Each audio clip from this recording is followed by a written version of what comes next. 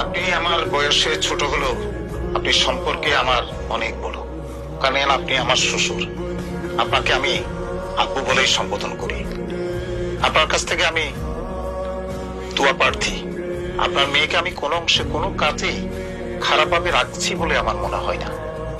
আপনি দোয়া করবেন ভবিষ্যতে যেন তাকে আরো ভালোভাবে রাখতে পারে, এটাই আমার আপনার কাছে দোয়া প্রার্থী। আমি আপনাকে গ্যারান্টি দিয়ে বলতে পারি আপু, আপনার মেয়েকে আমার মতো কেউ পৃথিবীতে এত ভালো রাখতে পারবে না। তোর মতো জানোয়ার আমি একটা দেখি নাই। 3000 পিঁপড়া মনে হয় একটা টিকটিকি, 28টা টিকটিকি মনে হয় একটা বিলাই, 50টা বিলাই মনে হয় একটা কুত্তা, আর 150টা কুত্তা মনে হয় একটা ইবলিশ।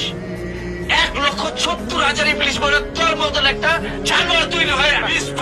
সারা জানোয়ার কোনখানকার। আব্বু, তুমি কিন্তু রীতিমতো আমার হাজবেন্ডকে তুমি অপমান করছো, এটা আমি সহ্য করতে পারবো না। তুমি ওকে দুর্বল ভেবো না, আমি ওকে ভালোবাসি, তো তোমাকে মনে রাখতে হবে। আমি এখনো পর্যন্ত এমন কোনো আব্বুকে দেখি নাই যে তার মেয়ে সুখে সুখী না। আমি সবচেয়ে বড় ভুল করছি। আমার এটা যদি মেয়ে না হয় আমার ছেলে হইতো, তাহলে এই কথা আজকে শুনতে হইতো না। আমি ভুল করছি। ছোটবেলায় যদি তোর মুখের মধ্যে লবণ দিয়ে তোর মাইরা ফালাইতাম, ওইটাই ভালো ছিল। শফিকুল সাহেব, আপনিও একটু কথা সংযত হয়ে বলুন।